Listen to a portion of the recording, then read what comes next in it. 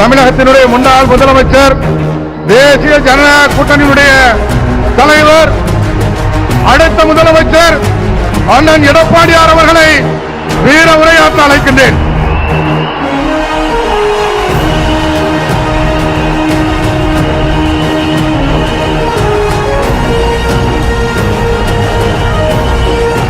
பொன்மனச்செம்மல் புரட்சி தலைவர் எம்ஜிஆர் அவர்களையும் இதே புரட்சி தலைவி அம்மா அவர்களையும் வணங்கி 2 நாளுக்கு முன்பு இதே திருச்சி மாநகரத்தில் திராவிட முன்னேற்ற கழகத்தினுடைய மாநில மாநாடு நடந்தது. அந்த மாநாட்டில் நம்முடைய கூட்டணி பற்றி இன்றைய முதலமைச்சர் விமர்சனம் செய்தார்.